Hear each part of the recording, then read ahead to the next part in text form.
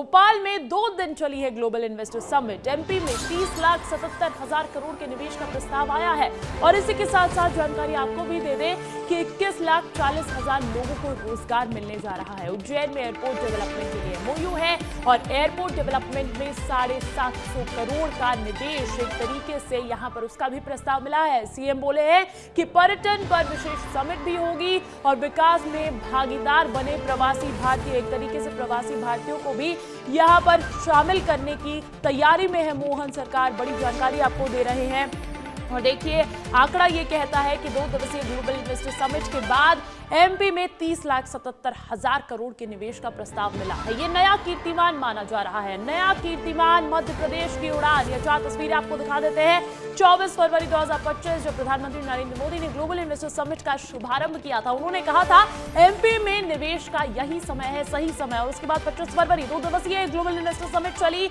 अमित शाह पहुंचे, केंद्रीय गृह मंत्री अमित शाह ने इसका समापन किया और उसके बाद आपको यह भी बता देते हैं कि आंकड़े क्या निकल कर आए हैं, क्योंकि आंकड़े ही बताते हैं कि आखिर कोई भी इवेंट कितना सक्सेसफुल रहा है। ग्लोबल इन्वेस्टर समिट से आए निवेश की अगर बात कर ली जाए तो 30 लाख करोड़ से ज्यादा का निवेश का प्रस्ताव यहां पर आया मध्य प्रदेश में। और इसी के साथ साथ अगर ग्लोबल इन्वेस्टर समिट से आए रोजगार की बात की जाए तो वो 17,41,000 है।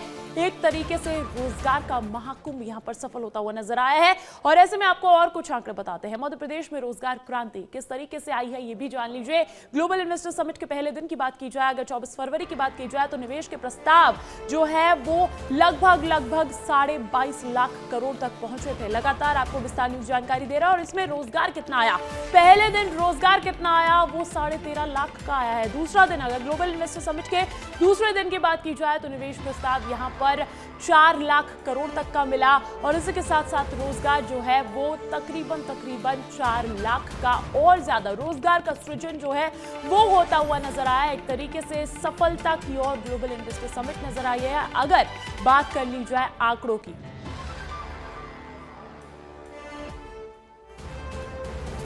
और ग्लोबल इन्वेस्टर समिट पर क्या कुछ कहा है दिग्गजों ने, वो भी सुनवाते हैं आपको।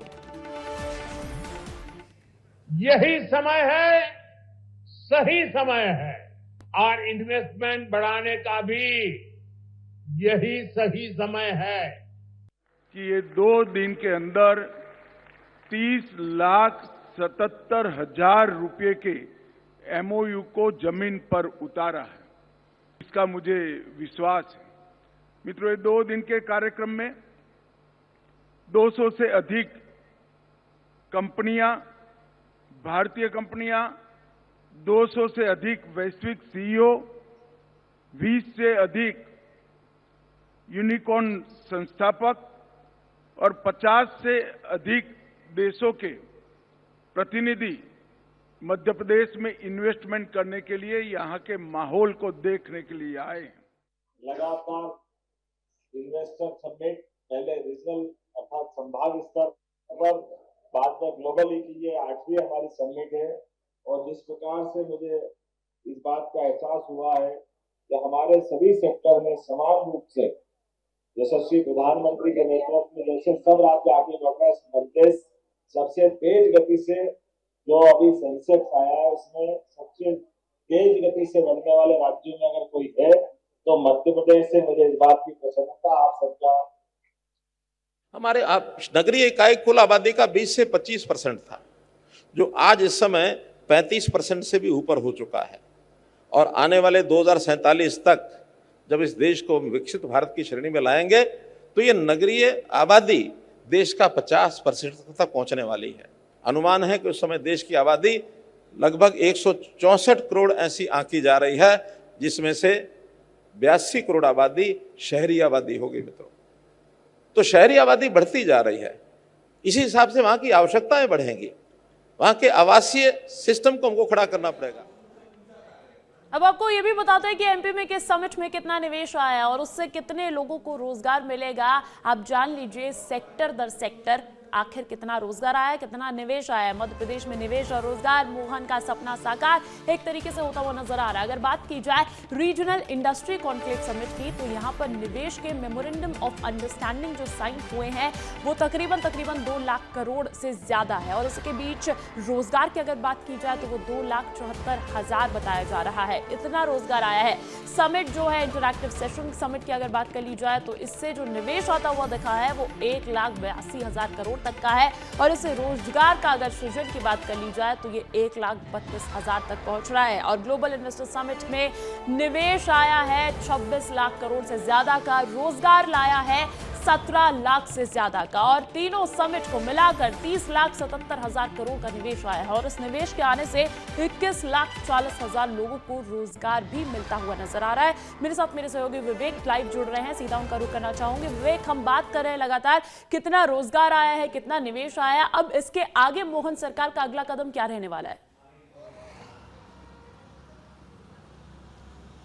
बिल्कुल, मध्य प्रदेश की बात करें तो ग्लोबल इन्वेस्टर समिट का समापन तो हो गया है, मगर मध्य प्रदेश के लिए एक नया जो दिन है, नई जो शुरुआत है वह आज से शुरू हो गई है। क्योंकि जिस प्रकार से लाखों करोड़ का इन्वेस्टमेंट मध्य प्रदेश आया है, और ख़ास तौर पे यदि पूरे इन्वेस्टमेंट को यदि देखें तो सबसे ज़्यादा जो इन्वेस्टमेंट है वह भोपाल, इंदौर और उज्जैन में आया है।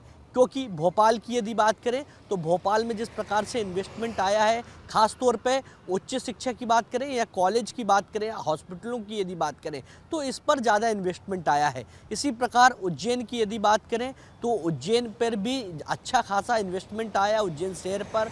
और इंदौर की यदि बात करें तो शहरी विकास को लेकर भी जो इन्वेस्टमेंट है वह आगे देखने को मिला है। इसी प्रकार शहडोल, रीवा की यदि बात करें तो खनन को लेकर, माइनिंग के क्षेत्र को लेकर इन शहरों में ज़्यादा रुचि देखने को मिली है, जिसके चलते यहाँ पर ज़्यादा जो निवेशक हैं उन्होंने माइनिंग के लिए शहडोल और रीवा को चुना है। इसी प्रकार पूरे मध्य प्रदेश की यदि बात करें तो समापन जरूर हो गया है कार्यक्रम का, मगर एक नई शुरुआत मध्य प्रदेश के विकास के लिए वो आज से ही शुरू हो गई है। क्योंकि 22 लाख युवाओं को रोजगार मिलेगा, और 22 लाख युवाओं की यदि बात करें तो कहीं ना कहीं एक बड़ा आंकड़ा माना जाता है मध्य प्रदेश के लिए। क्योंकि मोहन सरकार की बात करें, मुख्यमंत्री की बात करें तो करीब 1 सालों से लगातार प्रयास कर रहे थे कि किस प्रकार से मध्य प्रदेश में निवेशक लाएं, मध्य प्रदेश का माहौल किस प्रकार से बदले निवेशकों के लिए। और कहीं ना कहीं ये 2 दिन में देखने को मिला है। जब प्रधानमंत्री आए थे, उसके बाद केंद्रीय गृह मंत्री अमित शाह आए थे,